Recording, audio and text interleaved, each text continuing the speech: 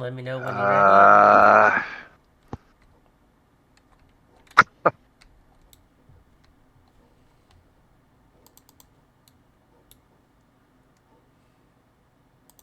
Well, the question was, I'll find it here in a minute, I guess. But anyway, the question was about the Weekend Warfront SC, Yeah. and I talked about it some on one of my streams the other night, and the OP of the thread was talking about how hard it sometimes was, how difficult it sometimes was to complete because they kept running into the same pre-mades over and over and over and over again. And there was some actual discussion on the in the thread, which is why I'm trying to find it. I can't remember the name of it right now, but um, there was some actual discussion and there were some suggestions made. There it is, finally. Uh, so the OP says highly hard to imagine constantly facing pre-made group is difficult, especially for those of us in tier 4. And I, where I sympathized with the guy who wrote the OP is that on many occasions, and it doesn't matter if you're playing on order side of the house or if you're playing on destruction side of the house, it doesn't much matter. Uh, you'll start the weekend warfront on one character on Friday night, and you face a pre-made, and they're still there on Sunday. The same pre-mades running the weekend warfront all weekend long. Yeah, that's true. And I've seen that plenty of times. and when long after they've completed their requirements, and I find that annoying because the weekend warfront is fun. It's a lot of fun. It's a good event. I appreciate the fact that it's in the game, right? But I want what I believe to be the central issue and the central purpose of the weekend warfront event is so that you can do it on multiple characters and not just use it as uh, a renowned farm event. If premates want to fight, somebody correct me if I'm wrong, all right? Correct me if I'm wrong, but if premates wanted to fight premates, which was one of the counter arguments here, that they were that that the premade was running it, hoping to run into other premates. So correct me if I'm wrong, but wasn't there something called ranked SC for that? Uh, I seem to recall there was something called ranked for the whole pre-made versus pre-made thing. Maybe I'm wrong. So, um, that was the issue, and if anybody, and I made a suggestion in the thread itself, but I don't want to bring that up here yet unless somebody else does. But that was a question I thought may be worth discussing if there's anybody out there who wants to chime in. Tosh, any comments on that one? And guys, Tosh, aka the Shut Up Kid, is currently in the channel with myself and Karis. Oh wow, okay, great. That's if he's to where he can talk. He's having a Discord issue. He can hear, just not answer. At least unless he types. Alright. Not a problem. Well, if it takes it, just you can answer here or whatnot, or tinker with it when you're able to talk way into the conversation.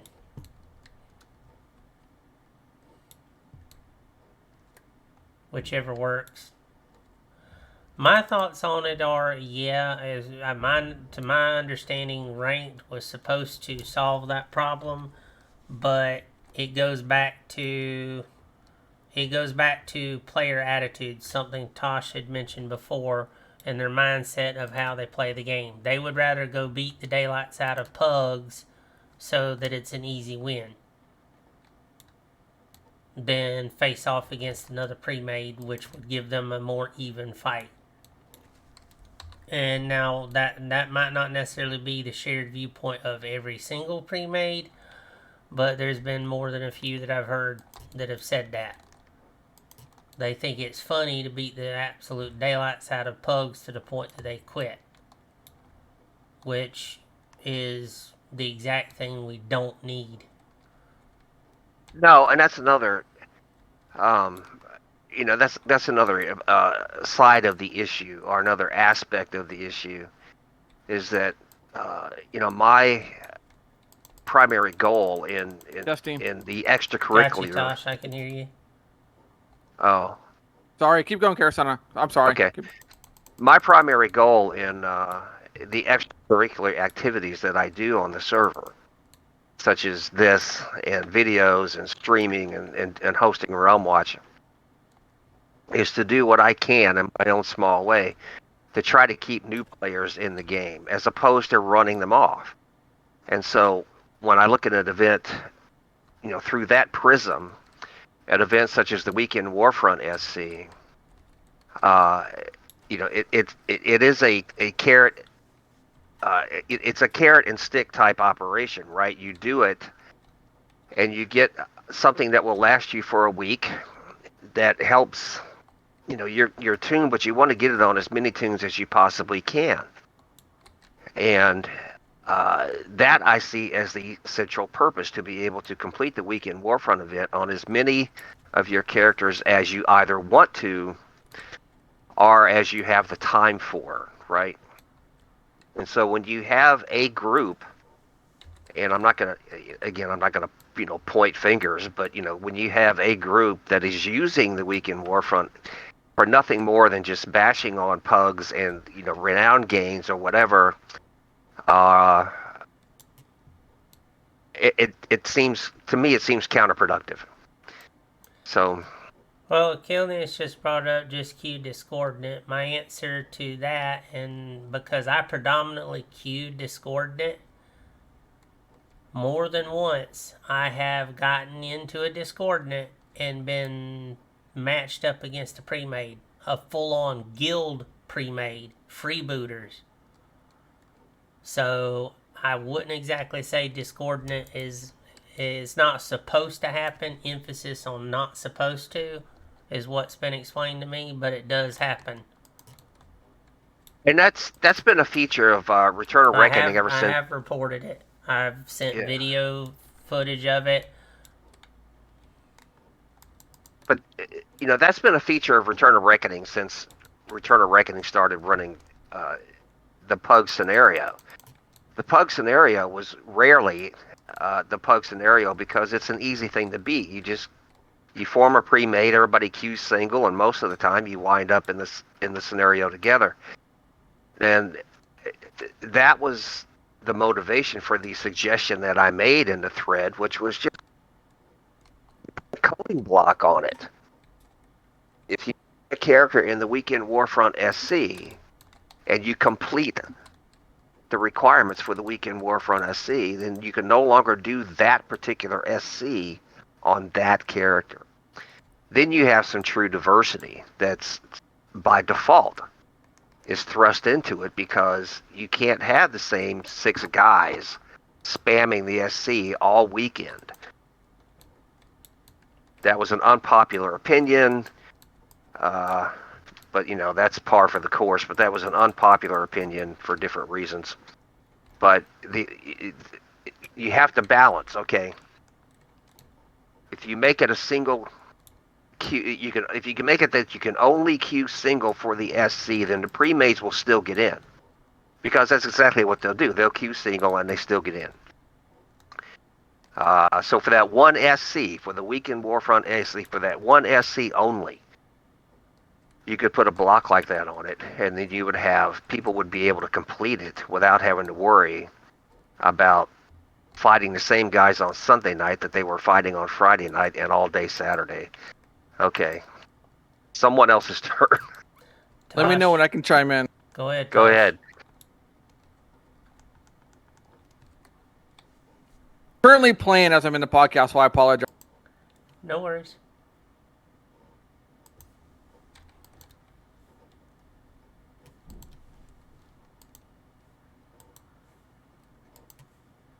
Okay, I died. Same for me. I completely disagree with what Karasana wants to do. Surprise, surprise. At least I voice it. Well, that's true. Go Because ahead. would you have the same rule apply on Open RVR Weekly? No, Well, then why would you apply it to a scenario but not Open RVR Weekly? because they're two entirely different things. They're both events. They both give you rewards for completing an event. Atlas.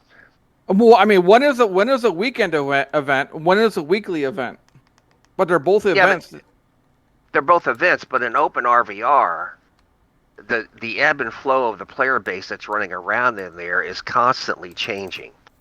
You're not going to have, like a 12 man, an 18 man, a 24 man warband running all weekend long, just to complete the Open RVR event and to block other people from doing so. It's good, it rotates, it changes. There's different groups out there, no matter what time of day you do it.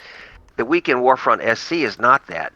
At most, you have 12 people going into an SC. And it is possible for one group to get the same SC over and over and over and over. And I watched it last Sunday. I was watching a stream last Sunday where that's exactly what they were doing. They were spamming the Weekend Warfront SC, and it got boring really quick because they would go in, there would be one fight, the other guys would sit in their spot, in the war camp until the surrender came up. Okay, what's the point? Open RVR isn't like that. There's no surrender option in Open RVR. The war bands ebb and flow. People switch sides all the time. There's so much change going on that the same restrictions would not apply to the Open RVR as opposed to the one Weekend Warfront scenario. So if a 6-man or 12-man formed a pre-made for a Weekend Warfront scenario, and then they completed it within, let's say, an hour or 2 hours. So your call is then to have them just quit doing the Weekend Warfront for however long they want to do it and allow somebody else to do it? No. What I said was that for the Weekend Warfront SC only, right? For the Weekend Warfront SC only,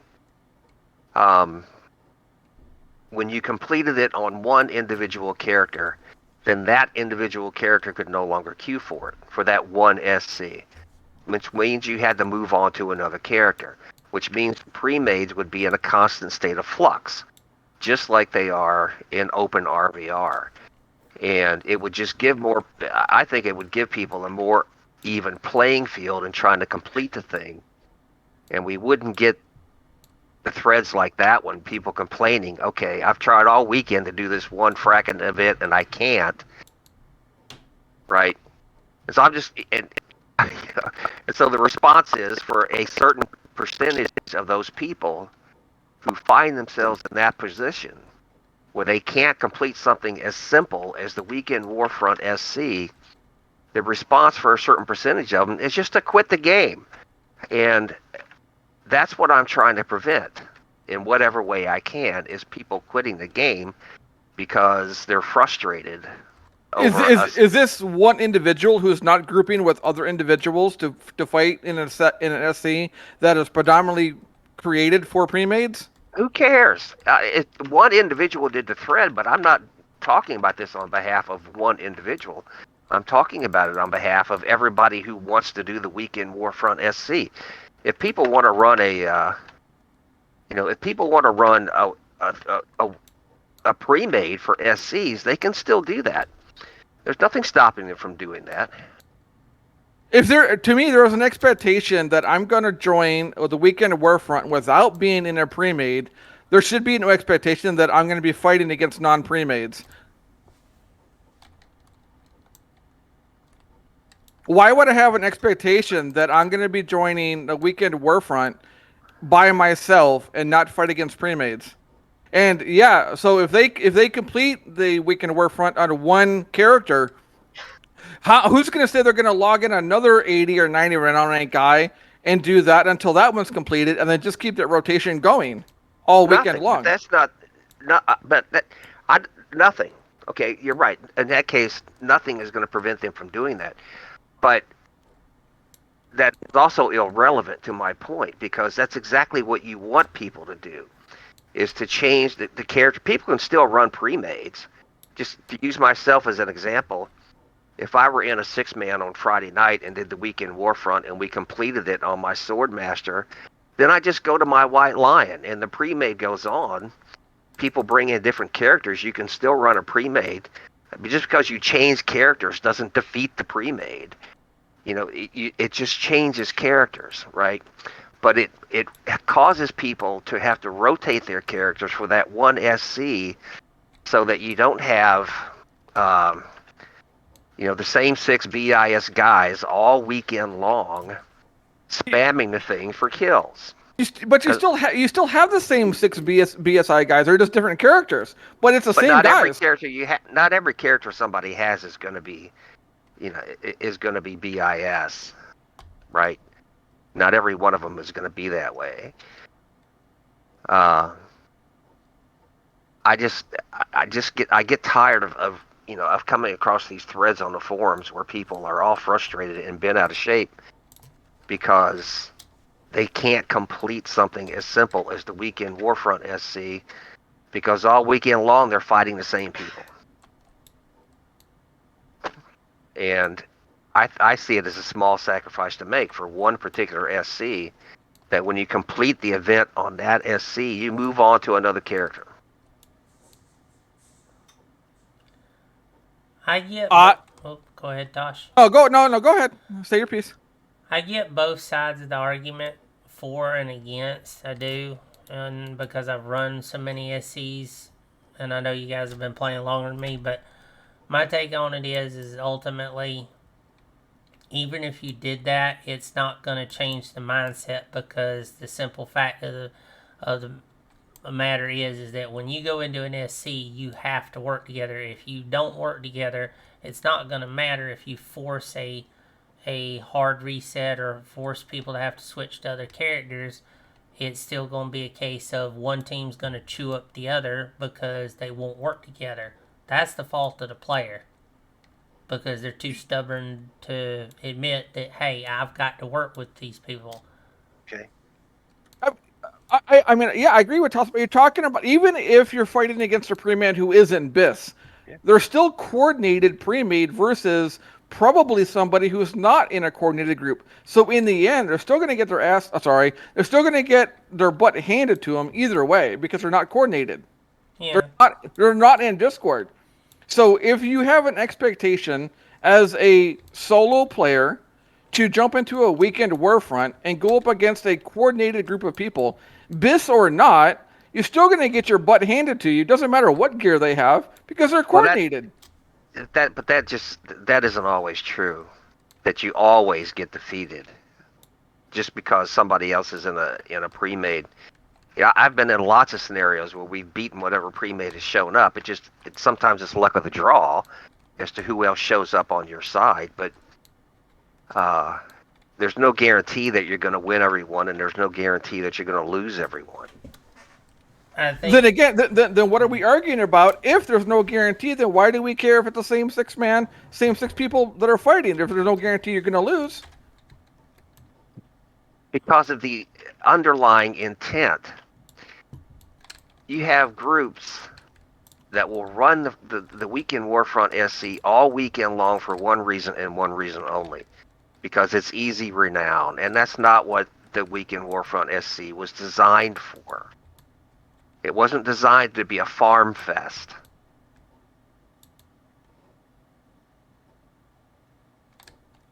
Well, I might agree with you in philosophy, but the game is played as a farm fest from head to toe. It's true. I mean, in the end, the game is played at a complete farm fest from beginning to end on every aspect of it. I mean, open RVR or scenarios. And you might not like it, I might not like it, but that is how it's played.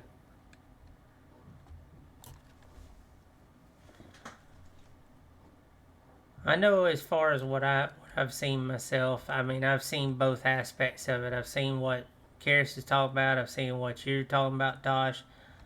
I've dealt with both, and it does. It gets annoying. It gets frustrating, and I get plenty of people that have come in and have flat out told me they've quit the game, and I know they've quit the game because of trying to get into SCs to do them, and even if they do get people that are willing to listen, it's that constant. They're running up against a coordinated team, and you get beat enough, you just finally give up. You don't even bother trying.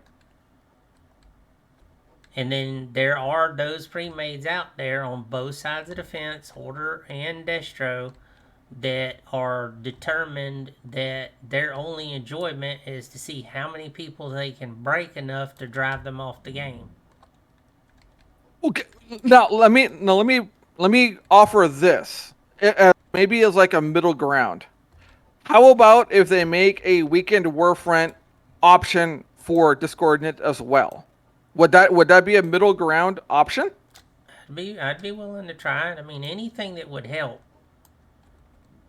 to even it out. Ultimately, it still boils down to the fact that people, when they queue for a SC, need to understand if you go in with a solo mindset, you're going to die. Period. It's not designed for solo play. I take issue with that. And Tosh does pretty much the same thing. We run solo almost all the time. Yes, and but it simply is not true that every scenario I queue solo I lose. It simply is not true. I'm not talking about losing. I'm talking about the fact that you're gonna die a lot. You two. Let me finish my thought before before you go any further. The point is, I've seen Tosh do his thing solo, and he has the devil's own luck. I've seen you do things solo, same thing. Others are not so fortunate, myself included. Even when I try my best to do things, I just don't have that luck. And to some degree, it's just that, luck. So that's why I said what I said as far as with people going in. Most people that go in with the solo mindset, and I've seen plenty that do it, I talk to them often when I queue for SCs, they run in like, no, I'm all about myself and no one else. And I literally watch them die time and time again. And most of the time it's losses. Okay. All right, I see the differentiation that you're making. You're talking about there's a difference between queuing solo and then playing with a solo mindset. When I talk about queuing solo, when I get into an SC, I always try to play as part of whatever team I'm in. Yeah, and that's the difference. So all right. So I understand what you're saying now, Tosh or Todd. But you can queue solo to an SC and then still, work with whatever team you happen to get thrust with. But sometimes even just again, I think it's a fallacy to claim that if you queue solo into SCs that you're always going to lose and you're always going to die, because neither one of those are standards.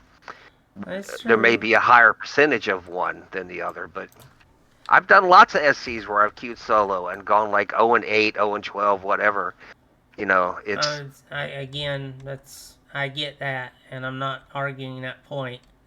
But it doesn't change the fact that if you go in with a solo mindset, where I'm not talking about the queue system, I'm talking about the player themselves. If they go in with a solo mindset, most of the time that's what I see happen. Is they will self-destruct because they are determined they are not going to work with anyone. But Toth is correct. About one of the points that he made, the whole organization aspect of it, I agree 100%. I mean, one of the things that will always help you achieve in this game is to try and play in an organized fashion. That point is inarguable. Well, to get back to what Tosh put forward as an idea, I wouldn't mind seeing something like that tried. And again, I'm open to trying anything that will help better the community. But it still all boils down to the fact that at some level, the community has got to change their mindset on how they interact with one another. And Tosh has brought this up. You brought it up, Karis, and so have I. The community has a very self-destructive nature. Some people are open to new ideas, and some are not. And the ones that aren't generally want to drown out the others.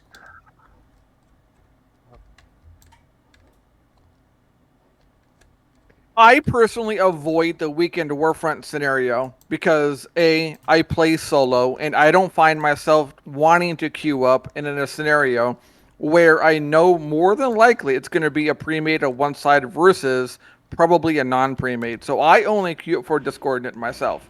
Is there a possibility that I'm going to be queued up for what I consider a illegal pre-made? Sure, but I don't do the weekend warfront because I am a solo player, and I find I have no purpose being in a place where I know more than likely for one side or the other is going to be pre-made. That's I regard that as their scenario, so I stay away from it. Yeah, I don't queue for it at all. it's a fair point. I agree with you I, there. I understand what my role is as a solo player, and I have no expectation as a solo player to be able to queue up in an area where I know pre-mades are going to be queuing up for the majority and then have an expectation of fairness or even outright chance to win. I have no expectation of that, so I don't do it.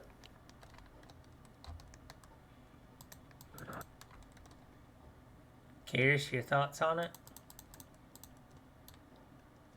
Well, I mean, again, I've articulated my stance on the weekend warfront. I think, I guess one more thing I could say about it is, ever since I joined the server back in 1812 or whenever it was, 2016, that's right, yeah. But ever since I joined the server, it's been said again and again and again and again when certain certain aspects of the game have been implemented, and people will complain about it. The answer that comes out of the powers that be is, okay, well, this is a test server, right? That's always been the defense. This is a test server, so we're testing things. Okay, if this is a test server, then test something, for God's sakes. Why not? Why not test something? If say, for example, if you put in the restriction for the weekend Warfront SC that you had, once your character completed it, you could no longer log for that SC with that particular character, and the player base at large didn't like it, it's not like they can't go back and undo the implementation. That's been done. Like back when they put that 90-degree arc on Ether Dance against Sword Masters, that lasted for about a month, I think. They had you had the 90-degree arc to be able to use Sword Masters, or to be able to use Ether Dance, and so Ether Dance became so easy to break that it was an almost unusable ability. All right, they rescinded that change, so I'm just advocating that if this is a test server, then why be so reluctant to test something? It's a fair point there too. I mean, again, I understand both what Tasha's saying and what you're saying. Both ideas, at the end of the day, and Tosh, correct me if I'm wrong, or if I'm saying this, if I'm misspeaking on this front, but as you just pointed out, it's a test server, so why not try? Try both ideas. It's trial and error. And as you said, they've rescinded stuff, so if it doesn't work, just, junk it and try something else. I would rather see them try to make corrections in certain areas to help stabilize things, because ultimately the one thing that I hear out of most people is, we need more people. How do we get more people in the game? Getting people to try the game is not so much the issue, it's getting them to stay. And if they come in, and this is where I need people to understand this. This is not about hand holding. This is about simply trying to get people to try the game to have fun so they'll stay. Because the whole reason to play any game is to have fun. Would you guys not agree on that? Yeah. I take it. Yeah, kind of like, allow people to buy PvE gear through PvP purposes instead of making them go through PvE dungeons only. That'd be a great way of testing the server out. And if you don't like it, change it back. Yeah, I'm open to ideas. My thought process is try stuff, trial and error. If it's a test server, let's test stuff. Let's get it, get out there and see if we can find something that will actually improve, and maybe we'll see a higher turnout, more people coming in, less people leaving. Because as it stands now, what I'm seeing a lot of is new people come in, they try the game, some of them stay, a lot of them don't. A lot of them get frustrated because they're like, I'm just getting killed. They get to a certain point and it's like they run into a wall. I'm like, well, have you tried getting in a guild? Have you tried this aspect of it? And it's just a solid wall. I'm like, for better lack of word, it's gaslighting. I mean, you might not like what I'm saying, but it doesn't change the fact of what's being done. And you've got guilds that do it on both sides. You got players on both sides that do it, that think it's funny. And it really isn't. I mean, if you create a toxic environment, people are not going to want to stay. But I do like both ideas. I say give it a go. There's no harm in trying. Sorry about that. There's construction outside. And I know Tosh has been here long enough to comment on this, but as well. But I think one aspect of the server development is that the trend for a long time, or for a considerable amount of time, the trend was to fix the classes as best as possible, to balance the classes as best as possible, or the best at what people thought. And then since then, it's all been content. The vast majority of the effort that seems to be going into the server is now all geared around content and getting something new into the game. Now, I unfortunately I can't give any details, but the next live event, I do have some insight into what the next live event's going to be and all that, and it's a lot. All I can say is it's a lot of new content, which is going to be cool. Content is always great, right? But there are some other lingering issues, I think, that could be addressed as well. Tosh, do you have that feeling too, that it's a lot of what's driving the development of the server lately is just, go ahead and try to get as much into it as possible? Well, yeah, because content is what keeps players playing in the end, is content. Not, in my opinion, balance. To me, arguing for a balance is an argument that goes nowhere, because balance to what? Balance for who? Balance for solo play? Not going to happen. Balance for warband play? It's going to happen.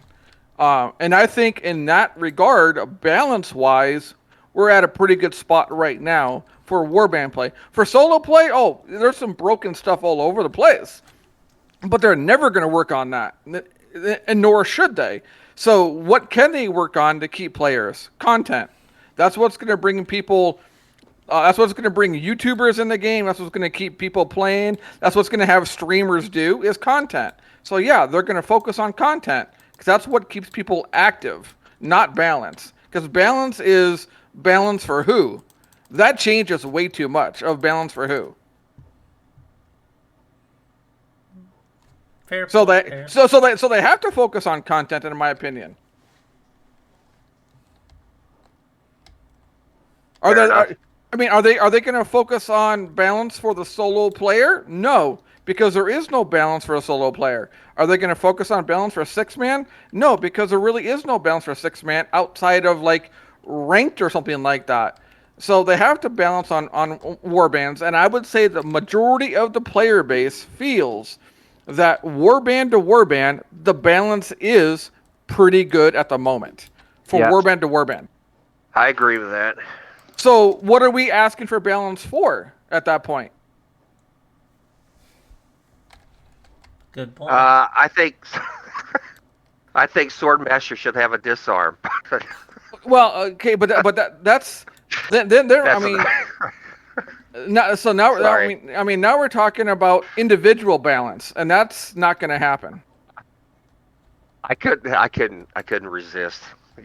So then what's left? Content is what's left. Everybody wants Land of the Dead. Everybody wants Land of the Dead, how it was on live. Everybody wants Lost Veil, how it was on live. Everybody wants Sovereign Weapons like it was on live. That's what everybody is waiting for. They're not waiting for the next Slayer patch or next Swordmaster patch or next Engineer patch. They're not waiting for that. They're waiting for big content. Well, hopefully Max and them can make good on what he's wanting to do with adding in the 2 dwarf cities to the siege rotation.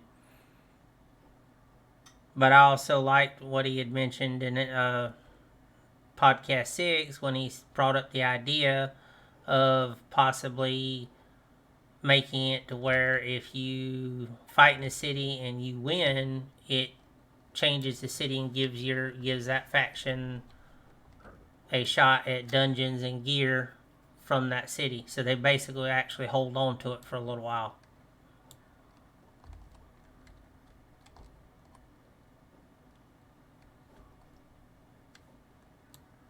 Holy crap! But I don't think asking for balance, because I think balance is fine as it is. So I don't know what actual player besides a brand new player who gets his head stomped in is going to be asking for balance, because balance, again, like I said, I think from a large scale point of view is probably as good as it's been on this server right now than it's ever been, in my opinion. Is it perfect? No, it's not perfect, but nothing's perfect. Yeah, now, it never will be. Now, could they make changes to make the campaign more involving? Sure, they could make some things, like cities and making cities non-scheduled event. But then you have other issues you're going to have to talk about, like, okay, if you make cities non-scheduled event, what are you going to do about people not defending zones just to push city? So what are you going to do about that? That brings up a different problem. Yeah. So, what are you going to do about people not defending keeps or fortresses or zones if city isn't scheduled? That's a different problem. So what are you going to do about that? Well, but that kind of ties back with something I said earlier about my underlying motivation for the for the stuff that I do here, and stuff that I know Toth feels the same way. If the player base can't be maintained at a particular level, none of that other stuff matters. Maintained right? How? What do you mean maintained? Population-wise. Population-wise, if the player base can't be maintained at a certain population level, all those other questions just tend to fall apart, because if there's only a limited number of people playing, what's the point in any of it? You can't maintain a healthy content environment if there's nobody to play the content. Well, from a player population standpoint, I feel that Return of Reckoning, at least for EU prime time, has stayed pretty steady throughout since I've been here. Now, if you forgo the lazy peon in 2020, if you forgo that 90-day period, the population stayed and has stayed fairly steady. It hasn't really gone up much, hasn't really gone down much. Yeah, we've lost some people, but we still hit during prime time over 1,000 people, usually every day during EU prime time, or around 1,000 people, which it has been around 1,000 people. Again, if you forget the Lazy Peon 2020 boost has been around 1,000 people. Yeah, it's maybe 1,200, 1,300, 1,400 people without it, but it stayed fairly steady. So from that standpoint, I think Return of Reckoning is healthy. Now, late NA time frame has always been a problem and always will be a problem because we just North Americans don't have the same interest in Warhammer that Europeans do. Plain and simple, they just don't. So you don't have nearly as many people that participate, but that's always been the case. That's true, at least for my time in RoR. I mean, I started out as an NA streamer, and I picked up on that quickly. And it's why when I've seen people say, well, any thoughts to ever putting in an NA server? Honestly, that's an emphatic no, because there's not enough to warrant doing it. And you never have. You've never had, again, if you forgive the short 90 to 120 days in 2020 from Lazy Peon, you never have. This server has always been around that, low 1,000 to mid, maybe 1,500 people prime time. That's always been its mark. Always has been since I've been a part of the server since, again, 2016. Always been around that mark, and it still holds around that mark, around that 1,000 to 1,100, maybe 1,200 if we keep mark. It's always been around there. So population-wise, again, we're holding what we've always held at. Yeah, it's that I agree. That I have to agree with because it's what I've seen in the right at 40 years I've been playing. And it's like I was telling people earlier before the podcast, I'm like, literally, if you look at, if you're in North America and depending on your time zone, you're anywhere from 5 to 6 hours behind Europe. Like for the podcast, I always set it for noon Eastern, which is 6 p.m. server, which works out perfect for the EU people because they are the lion's share of the community. They always have been. That I'm not excluding North America. They can be there. Most choose not to, but that's their choice. So, go ahead, Tartoth. Go ahead. It is what it is with the player base. I mean, yeah, you've got people playing in different time zones. If you can only play in North American times, yeah, it's going to be harder to find stuff, get groups and stuff, depending on who you run into. So I mean, to me, we're kind of left then again to what do the devs need to work on? It has to be content. Do I want PvE content? No, I do not. I want PvP content. I want PvP gear. But that's me. That's not what the majority of players like to do. Okay? That's what majority of players in today's games like: PvE, dungeons, getting gear, getting that type of stuff. I am not the average player who only does PvP. I'm not the average person, so they're not going to cater to me, nor do I expect them to cater to me, nor do I want them to cater to me, because I'm not the average player. So they have to work on content. Otherwise, what do you want them to work on? Balancing? Balancing again. To who?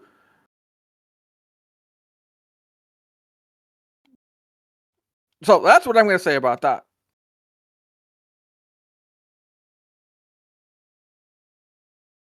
I mean, are shamans and AMs broken for solo play? Extremely. But you're not going to fix it.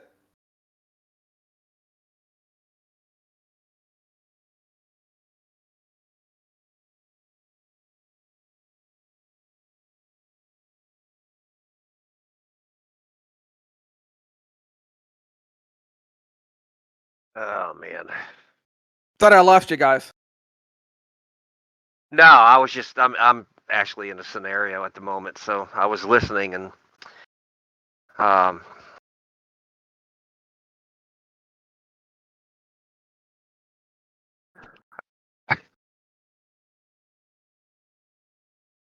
mean, at the moment, there's nothing. At the moment, there's nothing contrary or oppositionally being stated. Right there. I mean, I agree with I agree with the fact that that content sort of has to drive things right now, but I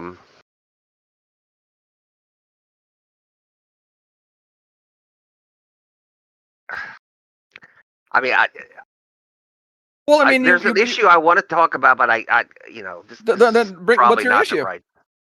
probably not the right format. What's your issue then? I mean, you brought up you said you wanted balance, or you wanted something done for balance, right? Well, what type of balance No. do you want? Oh, you did. Okay. No. So then I misunderstood. Then that's my bad. I misunderstood. I'm fighting the stream snipers right now.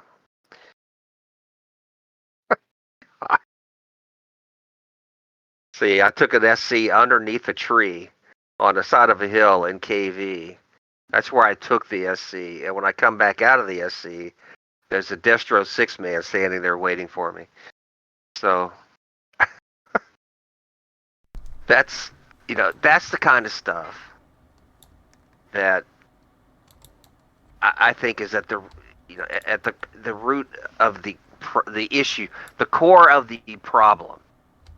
All right, if you want to call it the intestinal rot of the server, because this server is like any other entity, any other organism that humans are involved in. Somewhere inside of it, there's always going to be a core of intestinal rot, and that's where it is with Return of Reckoning, is that we have an environment where stuff like, and anybody watching my stream saw it, what I'm talking about. I took an SC underneath a tree on the side of a hill in Cadron Valley. I come out of the SC and there's a Destro 6-man standing there waiting on me to respawn. Okay. Ha, that's funny. Wow, you guys really, I mean, that's the kind of stuff that drives people off to go back and play WoW or the next Tomb Raider game or whatever, is because when I played Star Trek Online, which was an MMO game that had shit, you could do PvP in Star Trek Online. I didn't run into this shit. Sorry, Tosh, or Toth, sorry. When I played Star Trek Online, I didn't run into any of this. When I played Lord of the Rings, I didn't run into any of this. It's only here that I've ever run into this level of personal targeted toxicity. Right? Personal targeted toxicity. This is the only place I've ever encountered it. And that is, again, what motivates my suggestion about the Weekend Warfront SC. All right, if you've got a guy sitting behind his computer, all right. Let me go back to that issue and just phrase it differently. All right, let me phrase it differently. If you've got some guy sitting at his computer who's got a pre-made together, and he's sitting there at his computer, and he says, "We're going to do the Weekend Warfront SC all weekend and see how many people we can screw over." Okay, if you take that guy's primary character away after his primary character has completed the Weekend Warfront SC and make him, for that one SC only, go to another character, then you lessen that to a degree. Right? You restrain that to a degree. That's the other underlying precept, is that, I want to see people play this game so that it stays around. I don't want to see it destroyed. It's the whole issue with, people think that I brought up this whole corpse jumping issue because it happened one time in an SC. This shit's been going on for months. Language, please. And and no one, and when I would ask about it, what I got in reply was just a petty third grade outright lie. That doesn't happen in WoW that I know of. That doesn't happen, when I play God, what's that? The Warhammer game, the unit game, I mean, it didn't happen in StarCraft. When I played StarCraft, I played on the our Unreal Tournament. Tosh, I know you played Unreal Tournament on the open market, right? No. In the No. in the online market. You didn't? No. Oh, I No. thought you did. No. Oh, okay, I thought you did. All right. I thought. All right, whatever. But this is the only place I've ever seen that, and it doesn't. It comes down to we have an environment here that allows for targeted harassment, and that's what festers in a place like this. It's what causes people to leave, and until you address that somehow, eventually it will kill the organism, right? If you let it just fester, it'll eventually kill the organism. And what we may have left here someday is just like the same group of 30 guys who log on every day to sit in Discord and bitch about the fact that nobody else is playing. Sorry, Toth, I'm wound up, okay? I'm wound up.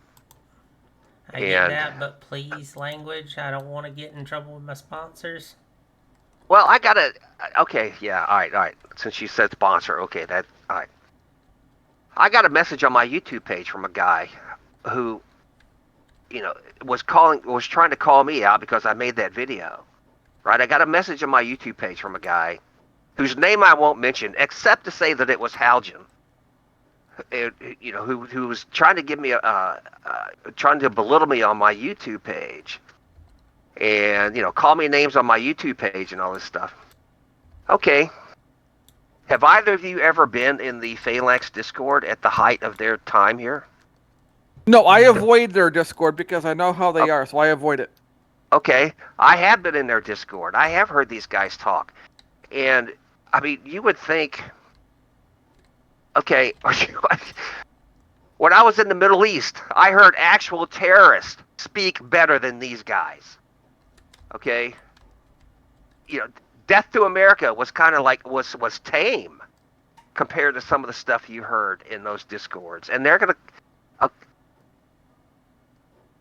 and it's just if this stuff isn't confronted at some level, eventually the return of reckoning organism, which is what this is, just like any other organism, whether it's, you want to talk about a police force, a fire department, a bunch of accountants, a football team, doesn't matter what the organism is. If you have an intestinal rot in it somewhere and it goes unaddressed, it will eventually kill the organism. And that's where I think we are when it comes to this particular issue. I think we are at the point where this is going to tip one way or the other. Because over the years I've been here, there are a lot of guys who've left. Zombie Slicer used to stream. Where'd he go? Fixer left. Masayuki was one of the best guys ever to be on this server, and he rarely does anything anymore. And there are a bunch of other guys that used to put a lot of effort into this game, and they're gone. So, okay. Let me know when I can go. I have stated my point. Go ahead. Toth, you can go first before I go. No, go ahead. I'm listening. Because both of you been on the server longer than I have, so to some degree, I don't have near as much to say as you guys do. Go ahead. Okay, so first of all, you bring up Karasan, you bring up toxic players. For example, you're streaming right now. I'm assuming you're streaming. You go into a scenario and you get a 6-man walking out, and you said you did not have the same type of toxicity or being singled out as you did in other games. I want to ask this question because I honestly don't know. Did you stream those other games since 2018 like you have for Warhammer? Have you been... The only game like that I streamed was Star Trek Online. Okay, and how long did you stream Star Trek of Online? How many years? Well, the truth is probably about 6 months before I went full time into this. Okay, so you're comparing a community of people where you're known as a streamer versus a community where you're not known as anybody. Would that be a fair thing to say? In that context, yeah. So of course you're going to be singled out because you're a known streamer, you're a known player. All known players are singled out in this game, as in most games. I will almost guarantee you that if you were to stream any MMO or any game where PvP is involved for an extended period of time, you would at some point be singled out and then felt like people are being toxic towards you. That's going to happen in all games. So that's my first point. So to me, I hate to say this, and this is gonna sound like an a-hole thing to say. It's one of the consequences that a solo player who streams is going to face. Is that if you're going to stream, especially solo, and you're a known person that does it on a server for an extended period of time, it's going to happen. And there's nothing you can do about it, really, except for don't stream. And that sucks, but it's going to happen in every game. What do you think large YouTubers and large streamers deal with every day in every game they play? They all talk about it. Stream snipers in every game they play. Because they're a known person. Not every MMO game is like this. For example, I know a guy who streams Star Wars, and Star Wars is all PvE for the most part. It's like 95% PvE. I think there's one place you can go. I don't even know if that's true. I haven't played the game, but there's more PvP. But all to he it ever than that. Say again. There's more PvP to it than that. Okay. I believe Star Wars. We're talking Star Wars: The Old Republic. Is that what you're talking about? Yeah. As far as I know, as far as I remember, because I played it for a short period of time, all of the PvP that's in that game is all instanced-based. So that makes it harder to stream snipe because the odds of you getting queued up in as many instances as it offers is much, much harder versus an open-world PvP game. That's the difference. If there was open world PvP in Star Wars: The Old Republic, I can guarantee you that you'd have stream snipers. But it's all instance based. It's just like Rift. Rift is all instance based. It's much, much harder to get somebody into a random scenario in those games and stream snipe them. Much harder. Because you can't guarantee you're going to be grouped up with them. There's no guarantee for that. But if you run around and let's say in Elder Scrolls Online, which has open world PvP, you're gonna get it because you can track people around in open world PvP much, much easier than you can in a scenario instance-based game. I just got a new follower. Thank you. Congrats on the follower. So again, I don't know what we are, because on one hand, Karasana, you're talking about you don't like the toxicity of stream snipers, and that's also that they are also ruining the weekend warfront. Well, those are two separate issues. Yeah. Two separate issues.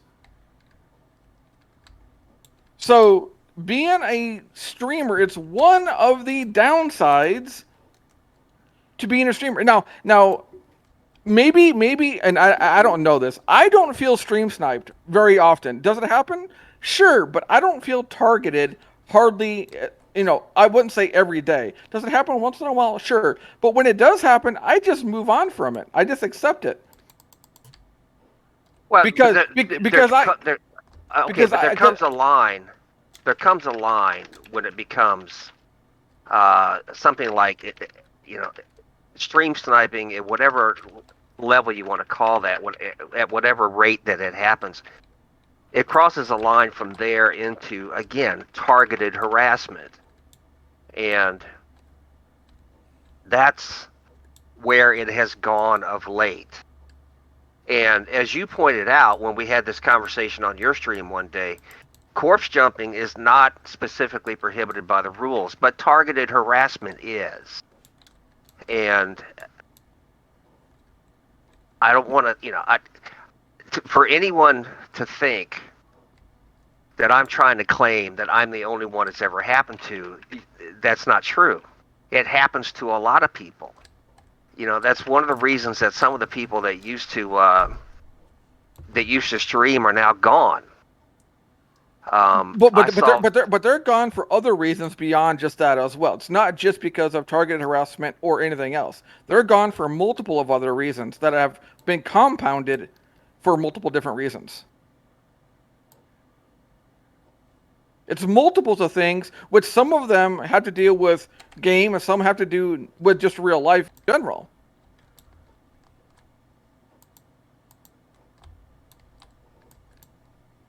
I mean, yes, you're correct. I brought up the terms of service, but you have to prove intent as well. I think it's really, really hard to prove intent when it comes to stream snipers, because how do you know what is random and how do you know what is intended or stream sniping?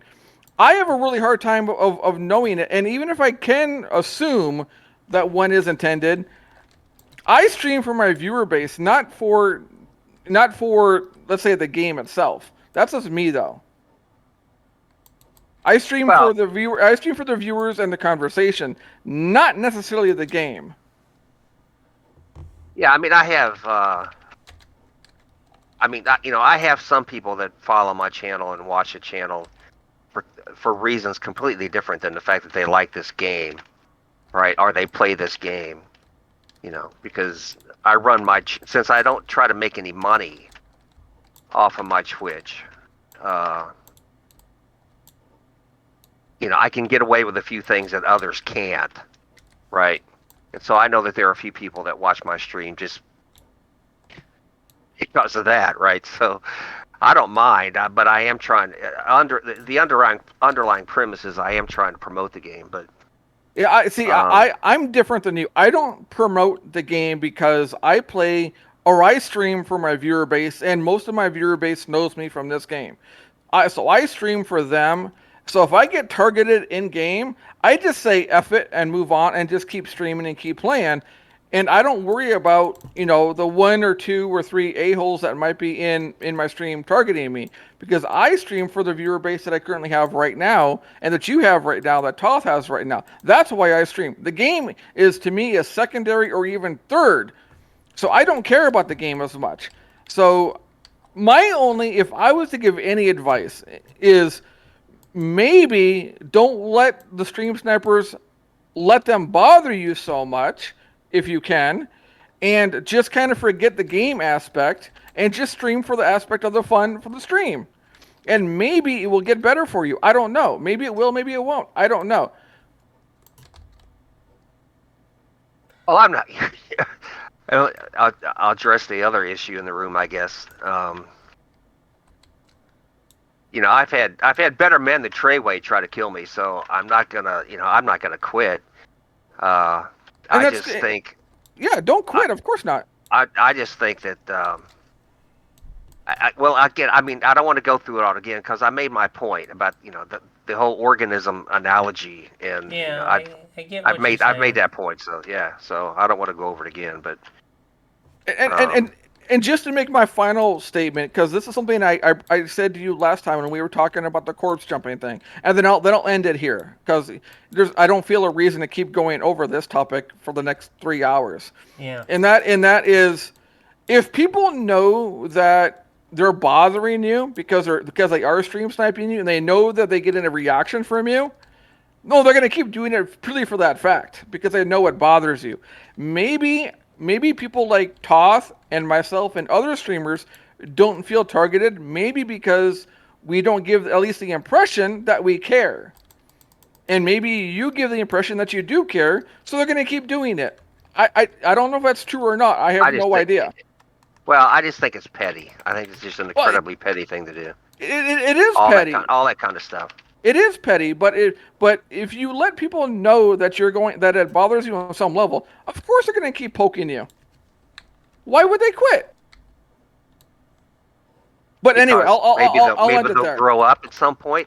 Well, maybe not. That's expecting a lot of people. That's not going to happen. Anyway, I'll move on from the topic there. We can talk about something else. But yeah, as far as that topic goes, yeah. Both of you covered valid points, and made multiple valid points of what, your viewpoints on what you think's going on, and, ultimately, will we ever find 100% way to address it? Honestly, I don't think so.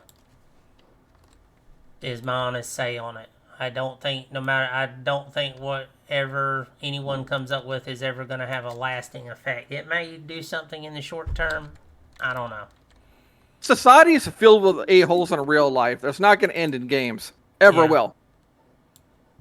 Yeah, yeah. But that's for another discussion in another place. Any other topics you guys would like to bring up? And chat, please weigh into the discussion. Any of you that have topics that you want to bring up, would love to hear them. I'll ask my stream if they have any topics as well. Maybe we get something else going. All right, fair enough. I mean, the floor is open to everyone. We want you to interact. We want you to share your thoughts.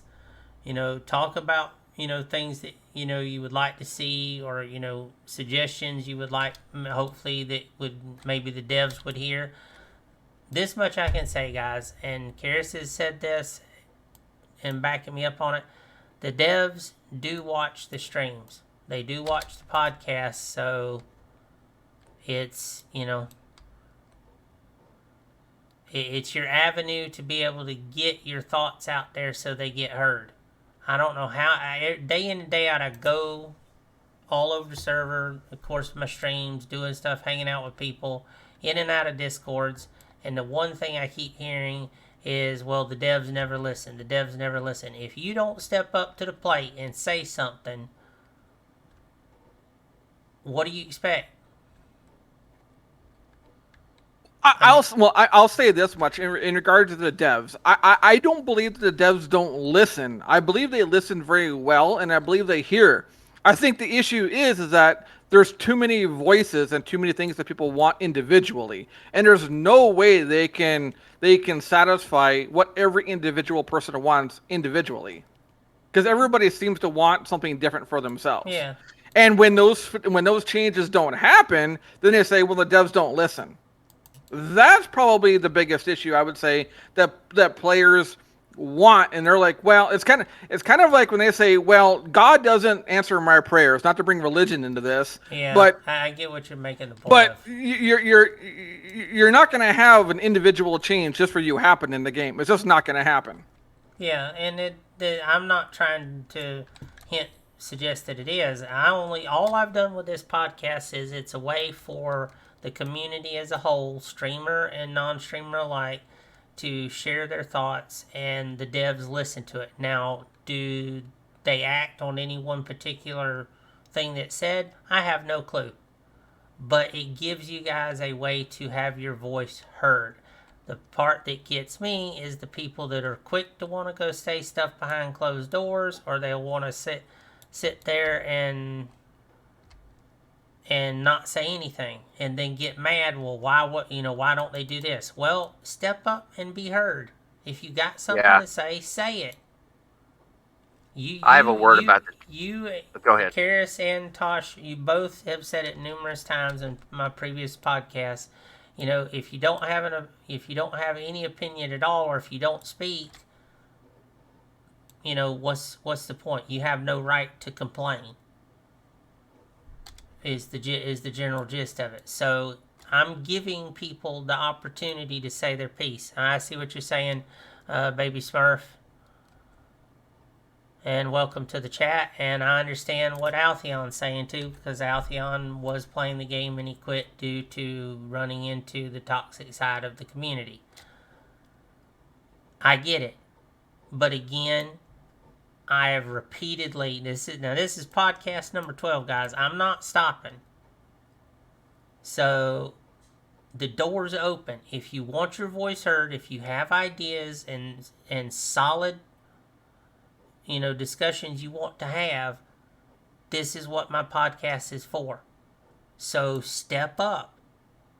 I'm not going to go chasing after people and beg people to be on the show. I'm not going to do it. I've already had a couple of guilds, I will not go into names, but they were of the opinion that I'm supposed to cater to the big name people on the server. Guess what? Not gonna happen. I don't bend a knee to anyone. Period. Everything I do is to try You must and be help from the north server. of the wall. That's how I am. I'm not going to be a little camp follower. I've never been that way. I'm not going to start. So, again, you want your voices heard. I do my best to see that happens. But if you do not make the effort, if you do not step up, then do not sit there and complain.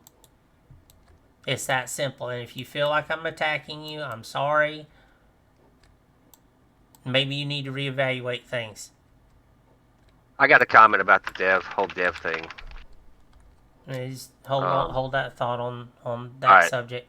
Altheon, is there anything that you would like to say? I know you have a lot to say, dude. I'm not singling anyone out. I'm reading everything you say in chat.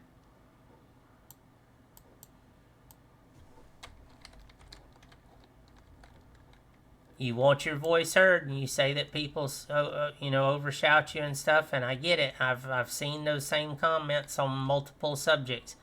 So here's your opportunity. Speak your piece. If you got an idea, a suggestion, or something to say, it's your opportunity.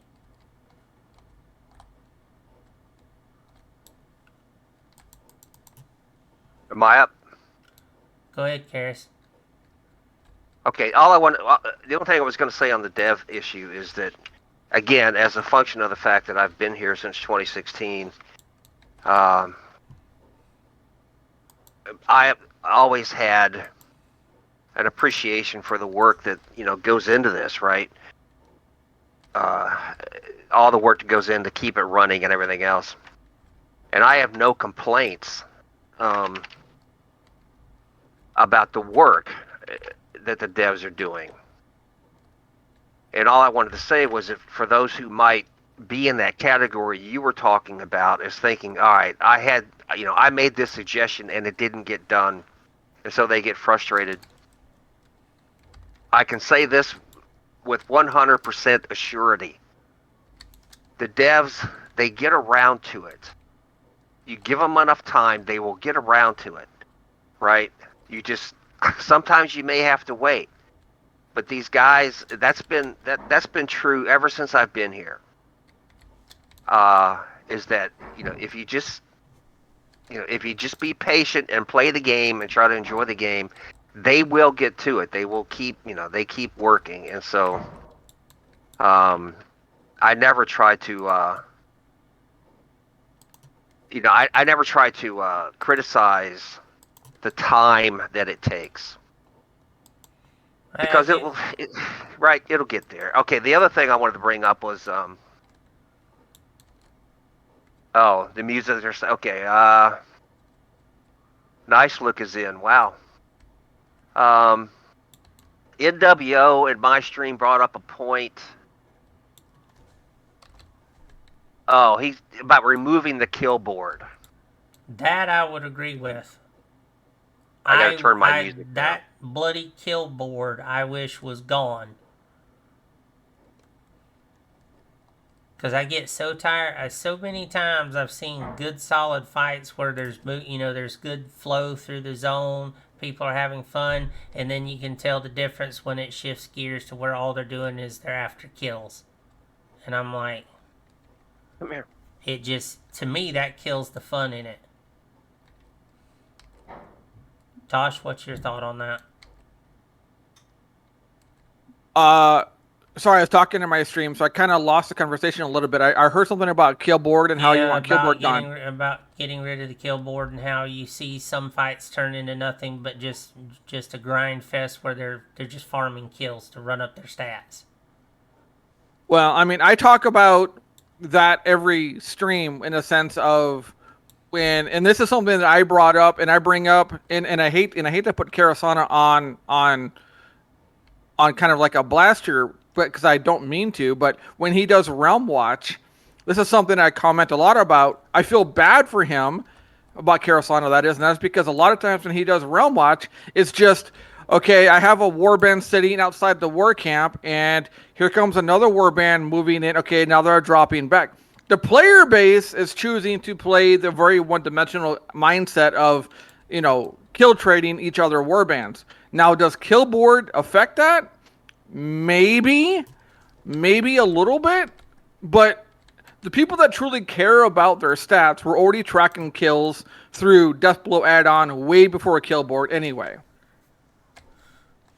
Yeah, but I think wouldn't the difference be that the Deathblow add-on gives information to the individual? Does that, and the kill board is open to everybody? Are both of them open to everybody?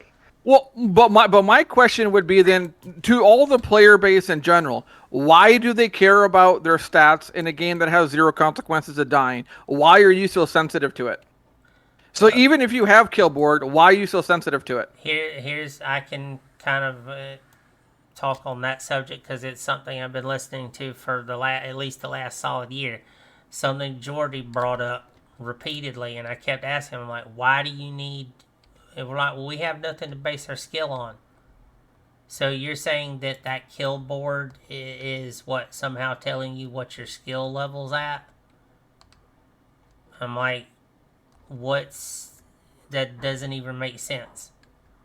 And him and some others were of the opinion that, well, we need some way to be able to gauge our skill level and see where, see who's top dog. I'm like, this game, because of the way it works, you're always going to have it shifting hands as far as who might be best in any one particular field at the given moment.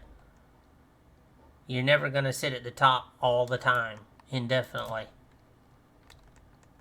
Well, so my comment on that is that if you're looking at ways of gauging your own skill, well, why care about other person's opinions about yourself and look within? True. You should be able to gauge your own skill by knowing yourself and how you're playing. Why does Killboard matter to that aspect at all? That's what I asked Jordy, and he never could answer. I asked his chat that. I said, explain to me what the point in the Killboard is then. Wouldn't that come from yourself? And no one seemed to have an answer.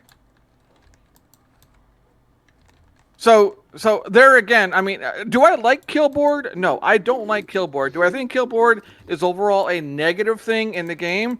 I do.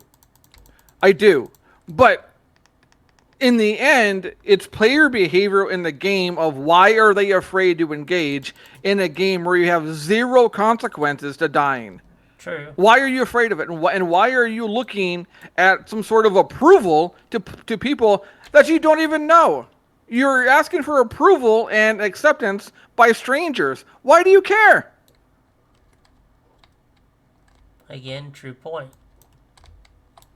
So if you're gonna log in and play a PvP game and then be afraid to die in a PvP game because your name's gonna be on some kill board and someone who you don't know is gonna look at you and say you're a bad player because you died, why in the hell? Sorry. Why do you care about that person that you don't know? Valid question. And I had a thought, and it fell right out of my head.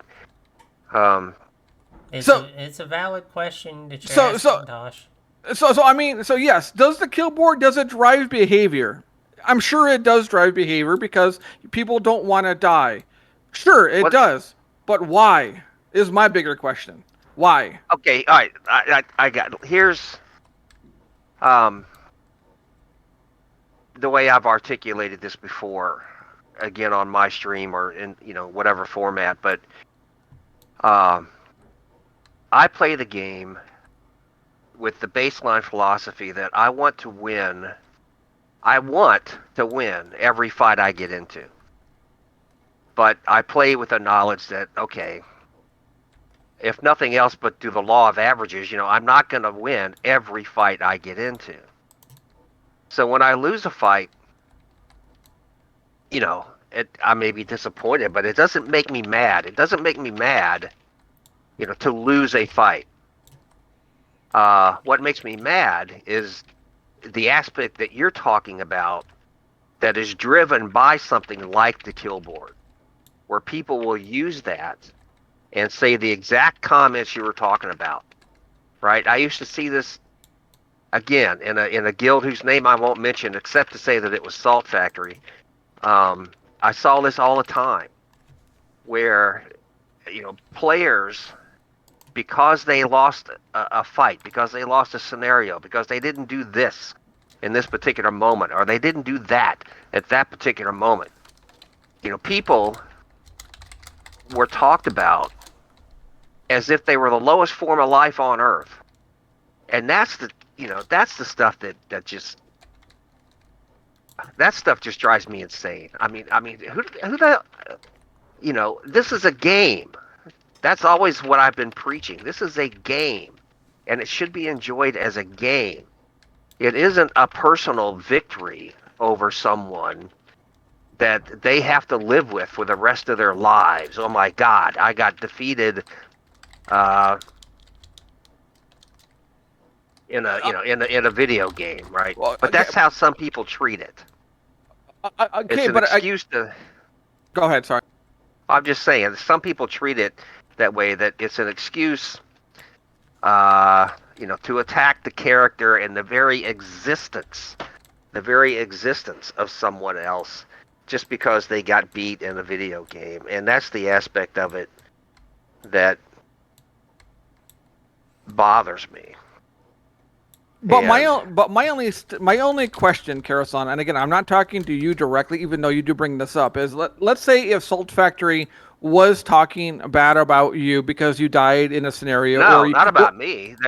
When I was running with those guys, that was the whole. Okay. That was the whole thrust of the conversation in the Discord. Okay. So even if they were talking about other people.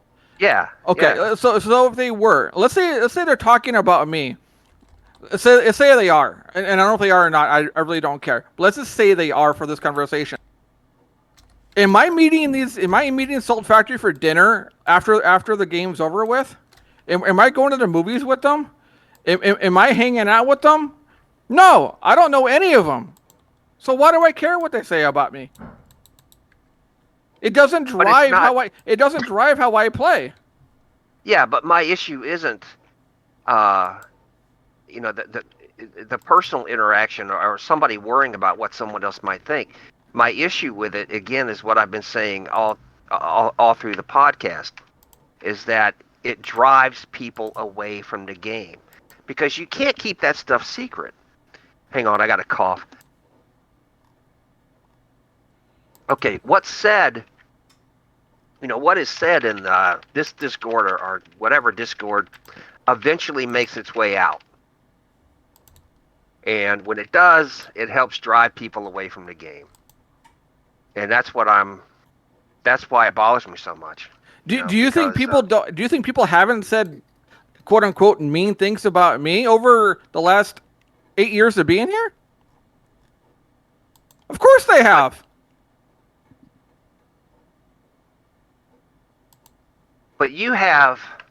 I don't care is a difference. Yeah, that you have a different constitution than, say, I would guess to say, the population at large.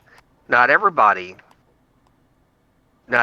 wants to have to deal with that stuff, or is willing to put up with that stuff, or is so easily able to just fluff it off as, okay, that guy's a jerk, what do I care?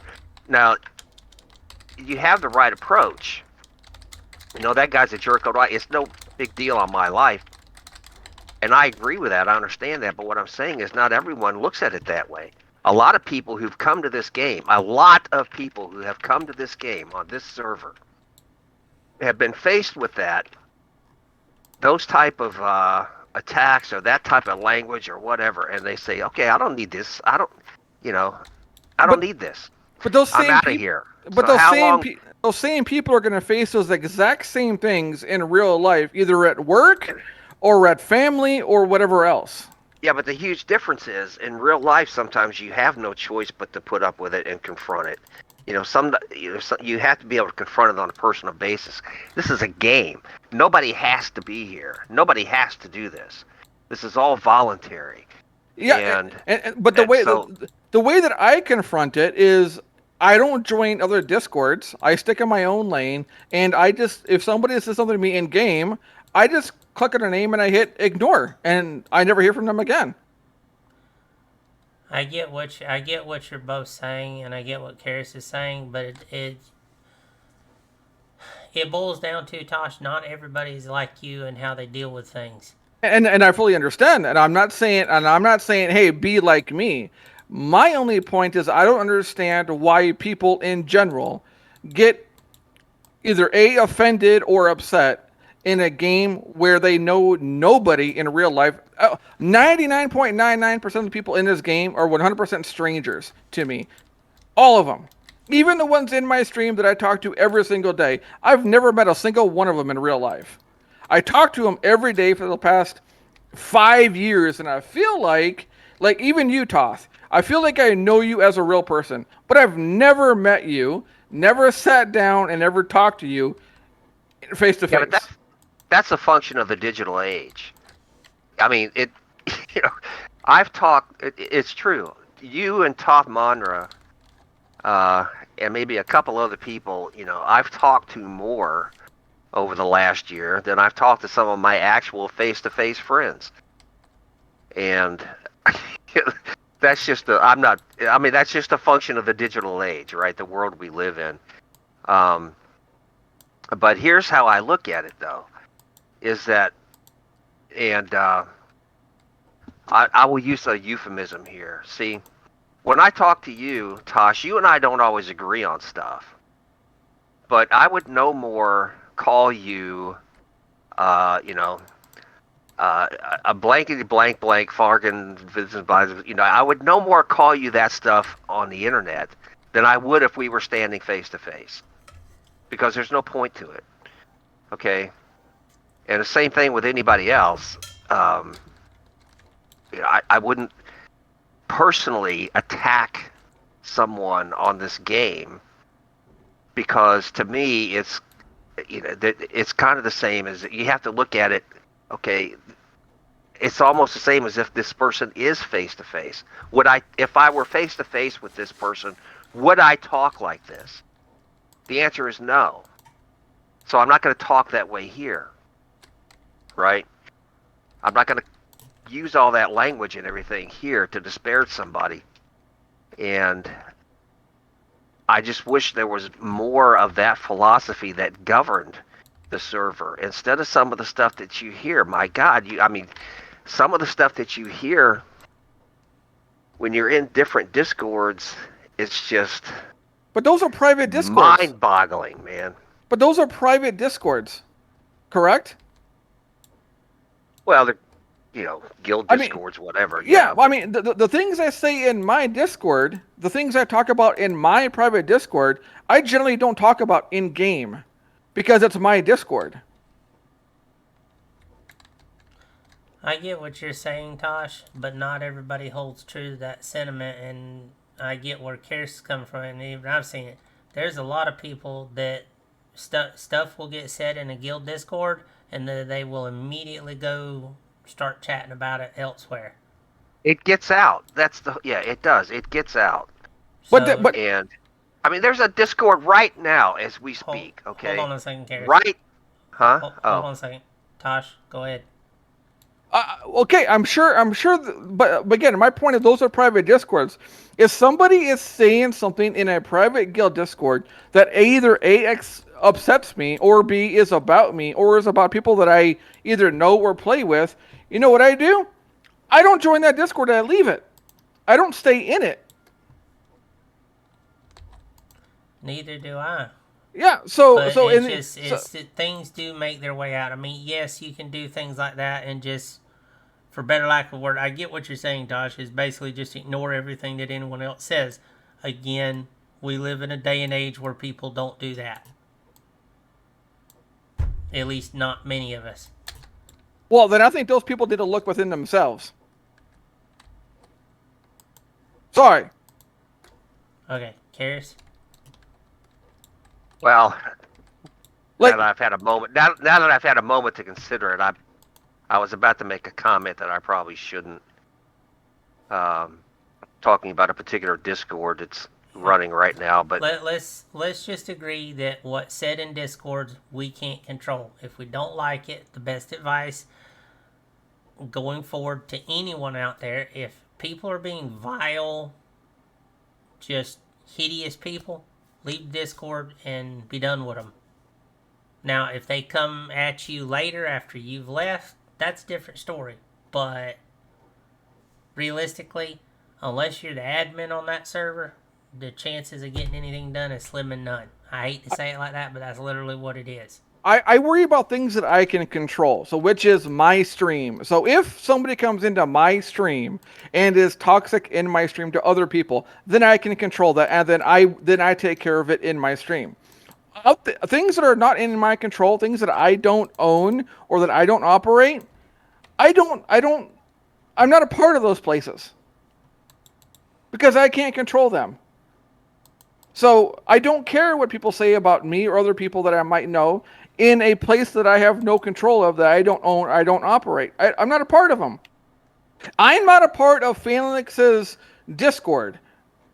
I don't talk to Haojin or Treyway or any other person on the server that I might not align myself with because maybe I don't like those people. So I don't partake in those groups. Even if they talk about me, maybe they do, and maybe I hear about it on from a third party, and I just say, okay, cool, and I move on with my life.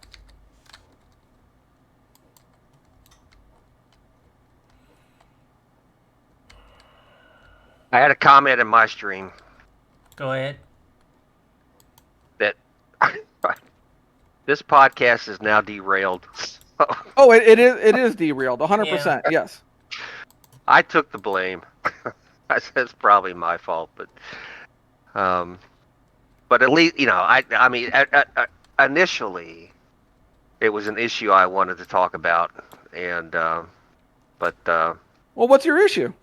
no, I said we've been over it. I'm just saying that I took the blame for derailing the podcast, and it was because initially, when I brought up the whole toxicity issue, but I probably just took it too far. So anyway, Getting back to the topic, the main topic in the original first question, which I would like to continue with. Tasha's right. People stay for content.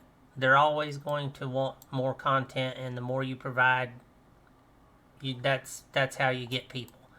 I know from what Max has said that they are working on more content, dungeons, PvP.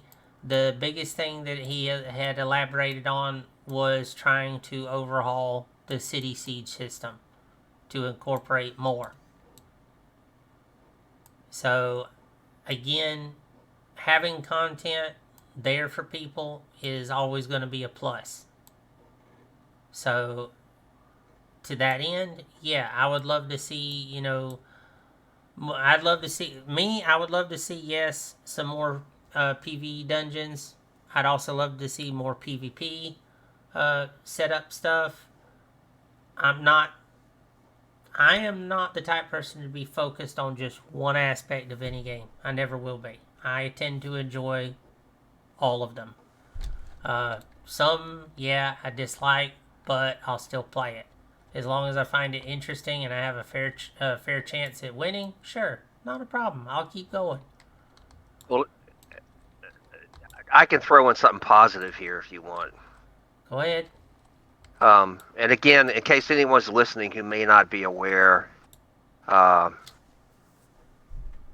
have an unfair advantage when it comes to what's going on the server because no, you've got your son my in there. son, my son is on the team. Yeah, so he tells me stuff, and some of it I can repeat, some of it I can't. But the live events is kind of a focus right now, and the live events are getting increasingly better.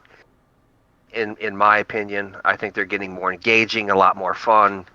The next one that's coming up is going to have a very unique end prize, and it could last for up to 16 days to give people, enough time to get it done on as many tunes as they want. But it's just, I'm glad to see that. I'm glad to see the live event stuff getting a lot of attention, because the last few have been, I thought, the last few that they've done, I thought it's just been a lot of fun.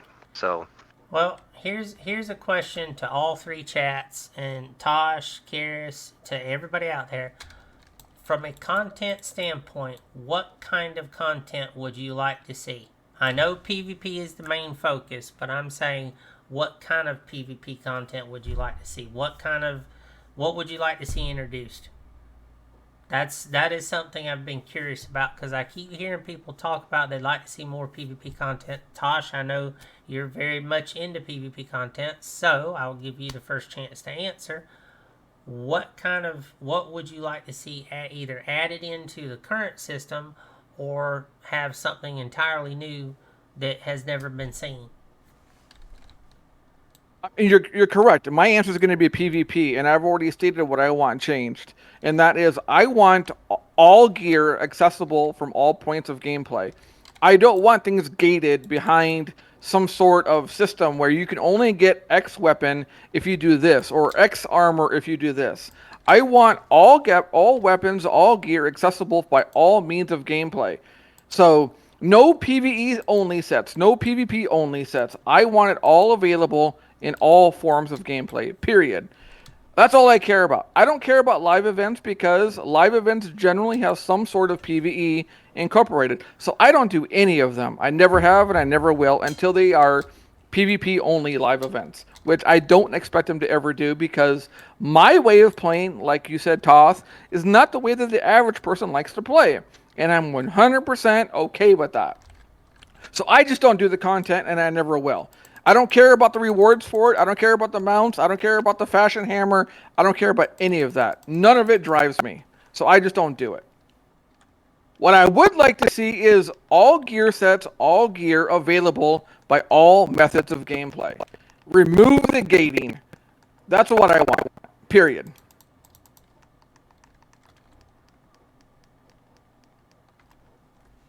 Alright. Karis, That's it. That's it. Alright. Karis, what would be your frame of thinking for new content in that particular field? Or what do you think on what Tosh is saying there? I'm open to the idea. Honestly, it would not be a bad thing to just remove the restrictions and make it to where people can pick and choose. Like I've said in the past, make all Bloodlord, all dungeon gear, make a replica version for PvP like they did with Ranked. Make a ranked dungeon, or make a dungeon replica like they did with Ranked. Allow me to purchase all gear through 100% PvP. And you can make it, and I know Karasano's going to say, but then that makes all dungeons irrelevant. Only if the player base chooses to not do dungeons going forward, which then means they're only doing it just for that one purpose anyway. Well, I actually wasn't going to talk about dungeons. Go ahead. What I would like to see, and I don't know how it could be brought about in any other format that it already has, but I liked the whole 6v6 aspect of the Rank Solo SC. And I did play Rank Solo, and it could be. I mean, it could be a lot of fun, right? It could be a lot of fun. So I'm going to stay away from the toxicity issue, but again, because we've already beat that horse. But anyway, my only issue with bringing this up is I don't know how it would be done, but I think early in the life of the server, there used to be a lot more scheduled PvP events, and it wasn't. It was like 12 on 12, and they even we did 24 on 24. These were scheduled events, that you had to register for. The Bitterstone Thunderers did one, and I would like to see that kind of stuff return, where it wasn't so much just 6v6, but you could choose a terrain somewhere, one of the zones. Sides had to register, and then you had a 12 on 12 or 24 on 24, and just see how it went. Now, somebody would say, "Well, we already have that. We have the cities." It's not the same thing. Cities is city. The cities have a PvE mechanic built into them, just because they're cities. I'm talking about just a straight up slugfest. So, how you can bring, because the server used to do it. The server used to do it. Players did it, right? The players just did it. They advertised these things, and people got together, and we just did it. And I would like to see that come back. Interesting. Again, I'm of the mind, give it a try, see what happens. I would like to see Tasha's idea tried. I'd like to see your idea tried. There's a slew of ideas I would like to see tried, just simply because I'm the type of person, hey, give it a go, see if it works. If it works, run with it. If it doesn't, get rid of it and move on to the next. And to answer what you said, Altheon, I'm not trying to ignore you, dude. As far as that whole Discord thing goes, but it's just, that's what you have to do, is you just simply leave and don't associate with people in that Discord. That's the only thing you can actually do, and just don't let it get to you. And obviously take what steps you need to if they come at you after you've left and ignored it and all that other stuff. If it continues like that, then explore what avenues you need to get it dealt with. But yeah, I would be open to trying both. I mean, I would give it a go. I still like the idea, and I've mentioned this to Max, of making the cities, instead of them being instants, make them open to open world. Keep the BOs what they are, with the general idea that you have to kill the prospective leader. Just make it open world. Throw it in with the lakes and see what happens. It might not work, or people could really enjoy it.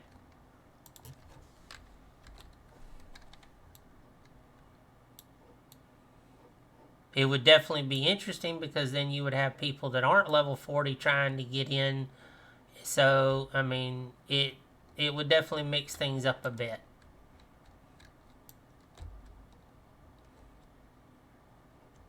Now, am I saying my idea is any more valid than anyone else's? No. Again, it's just a thought.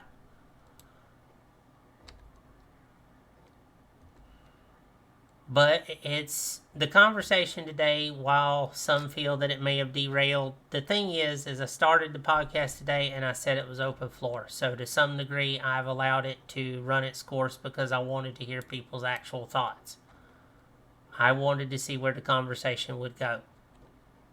Wasn't disappointed. Am I trying to encourage derailment of any discussion? No.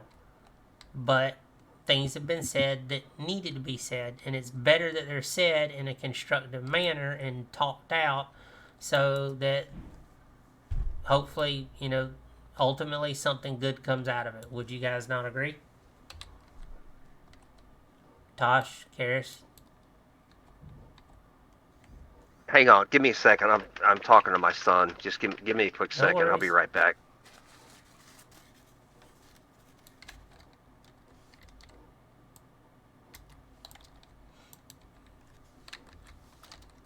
I apologize. I was talking in my stream, so I kind of missed the conversation a little bit. I basically had said that, I've let the conversation go like it is today, because I wanted to hear how it played out. I wanted to hear honest thoughts, and that's what I value. So that's why I let the conversation continue like it did, is because I wanted to hear it to its end. And, that's the point of the podcast. Sure, we went a little off course, but ultimately we've explored, multiple aspects of the issue, and people know, hey, this is something that needs some serious addressing, not just shove it to the wayside some more. It's like with the PvP suggestions. Both valid ideas. Would love to see them tried.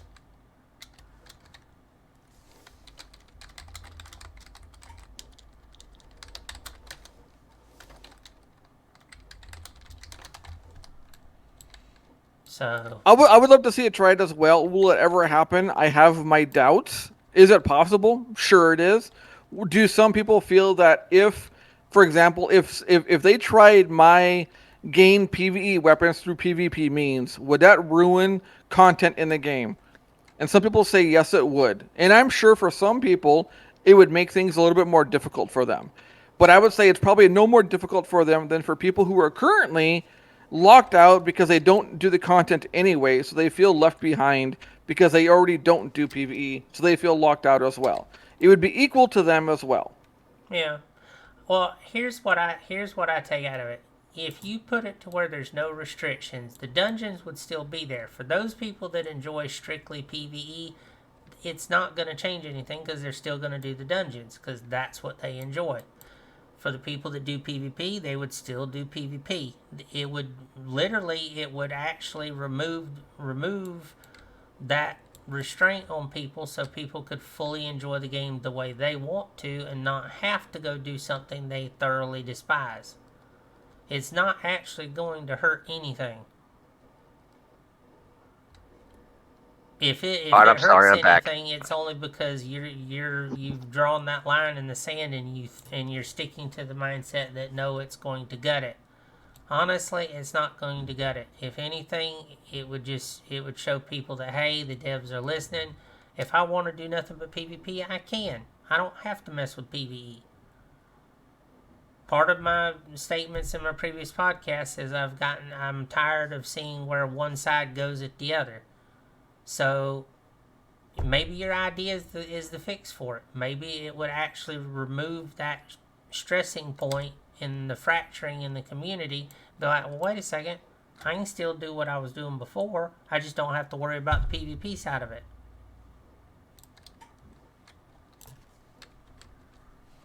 Because ultimately, people are going to either PvE or PvP. And then you have those that enjoy doing both. Yeah, I enjoy going both ways. It's not going to change the way they do things. Or at least I don't think it will. But again, I like the idea. So I would recommend to the devs at least consider trying it.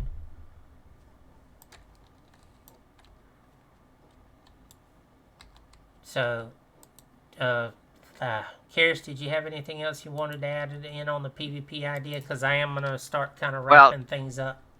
Yeah, I didn't. Actually, when you and Tosh both were going through it, I was talking to my son. Just the real brief version is we had to take our dog to the vet this morning for some tests, and they think he may have developed diabetes, and that's got us both kind of, So I didn't get a chance to. I didn't get a chance to listen to what you were saying that much at that moment. It's fine. All right. Well, I think as far as topics of discussion and what I allowed to transpire today, I think it was something that needed to happen because I wanted to hear opposing viewpoints, and that's what we got. Tosh has his viewpoint. You have yours. I'm kind of in the middle with things, but then again, that's my personality. I'll say what. Go ahead. I do as a final comment, I guess. I've been making efforts lately to try to get more people to come on. To get in contact with you, right? To get in contact with you, to come on the podcast. And one of the things I've said is, regardless of what opinion you may have, I appreciate the fact that of all the people who have voiced opinions in Discord or on forums or whatever, Tosh is willing to come on and talk, and that's what we need.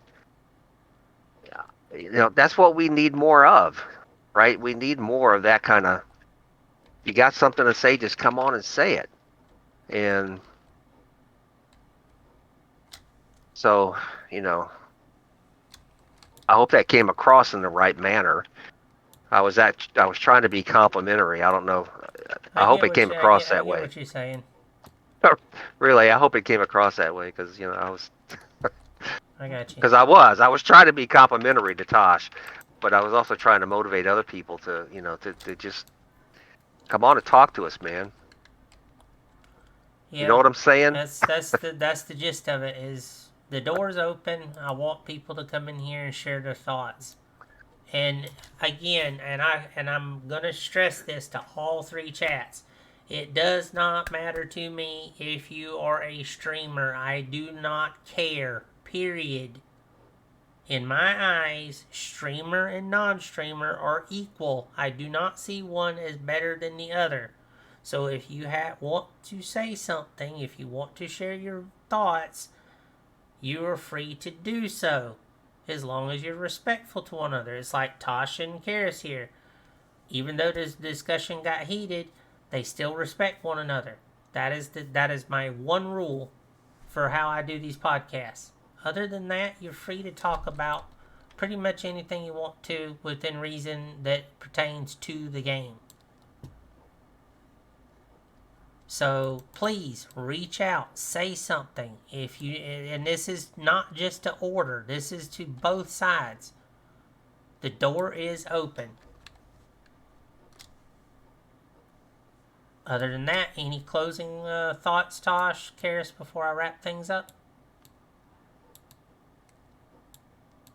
Well, my only closing kind of goes back to the original thing, and that is kind of like we were talking about earlier in the sense of, why am I willing to come on to this podcast and outright tell Karasana if I disagree with him? Because I don't always disagree with Karasana. There are some things that I agree with him on, and I will voice, hey, I agree with him as well, and I'll say that I agree with him on.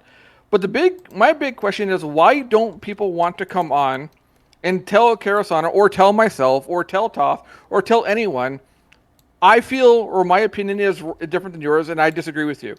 The bigger thing is the same thing we've been talking about, is that way people don't want to be looked at as like an outsider or be told on whatever level by strangers that they're wrong or they disagree with me or whatever the case may be. They don't want to do it. They want to stay in their private channels and say where they agree or they disagree with. Yeah. I don't think that's going to change, because that's where we are in society, plain and simple. Very true. People do the same thing on, Facebook, Twitter, or whatever the case may be.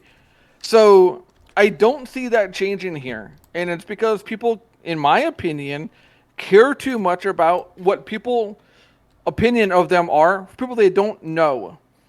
Like, if Karasana tells me I think you're wrong, I'm not going to end my stream. Hold on, which else? I'm not going to end my stream fighting. You're fine, I get you. You're fighting. Kill the witch elf. Crying. It was 2 witch elves.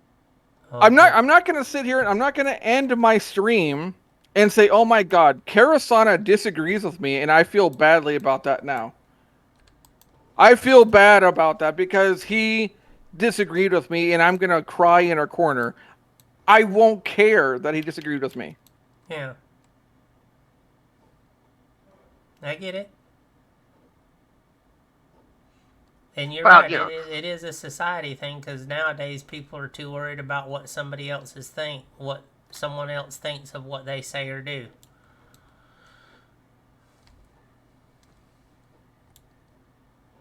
Right. Oh, man. I enjoy the conversation. I enjoy that aspect of it. But beyond that, I forget about it. Beyond that. Yeah, it's fair point. But again, I think I think we've talked about a good bit of stuff today, and I appreciate your thoughts and being frank and candid about it. I mean, this was a discussion that needed to be had, and I think it's good that it's been had. Will I explore it in later podcasts? No, because I think we've explored it adequately, and it puts Probably. it puts it out there in the mindset and gives something for people to think about, good or ill, pros and cons. You know, it makes people I aware that, hey, think on this because it is an issue. Karis, closing thought? No, I was just going to say. So the next podcast would be a week from this Saturday, right? Give or take, yes. I Okay. am also going to be in touch with one of the two of you. I know you do the Realm Watch, so I am curious, and I would ask this of all three chats. Do you guys like for the podcast to stay on the weekends, or do you want me to try and start rotating it where one is done during the week and one is done during a weekend?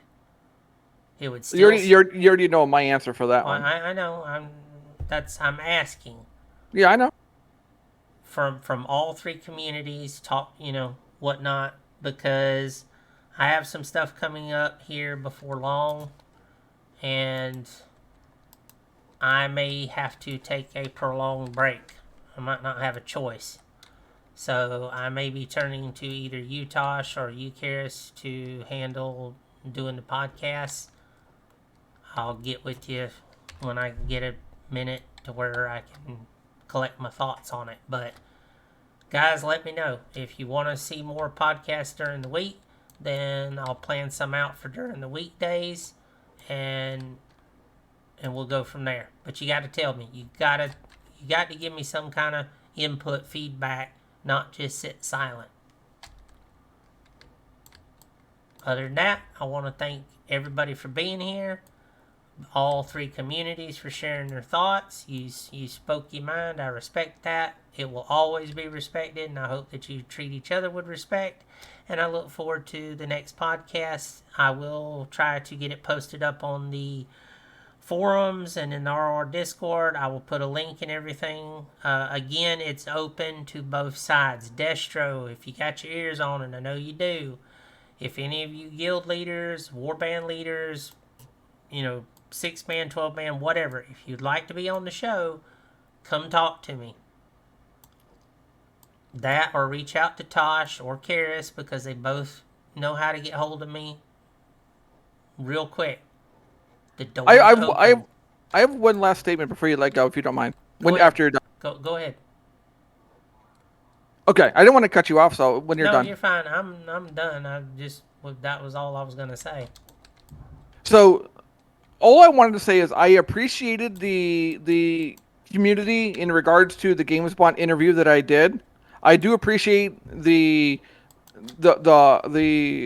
support that I got for that. So I thank you to everybody. I have asked openly to all devs, GMs, artists, community managers if they'd be willing to do that again with me on the same type of level.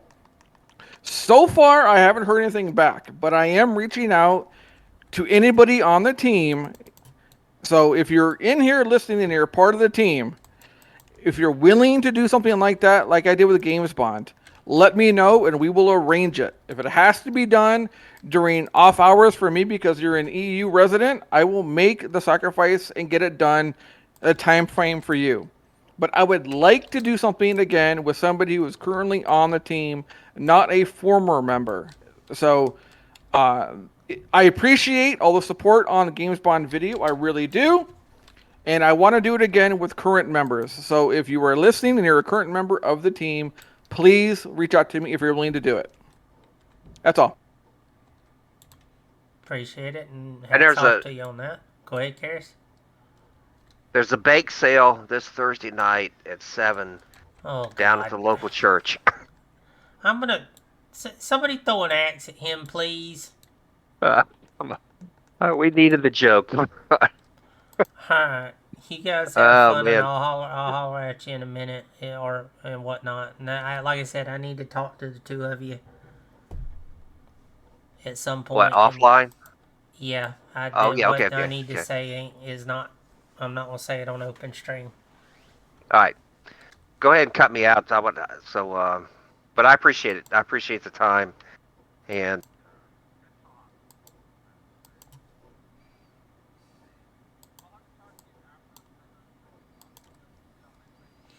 That's fine. That's fine. It's a personal thing. It yeah. Alright. Always a pleasure, man. Always a pleasure. Alright, guys. I have been going for right at 6 hours, and I'm going to have a lot to do video editing wise because I'm going to try and condense down the podcast. I always do, and I post it up on my YouTube. Again, I will be posting the next date for the next one. Be on the lookout. I'll post it on Twitter. I'll post it in the RoR Discord, and I'll put it on the forums, including links. So, that being said, I'm going to get you over to somebody else in the RoR community, and it has been a fun and a pleasurable experience, and I hope to see you guys on the next one. So, let's see, who can we raid in the RoR family to show some support, shall we? Well, let's see. I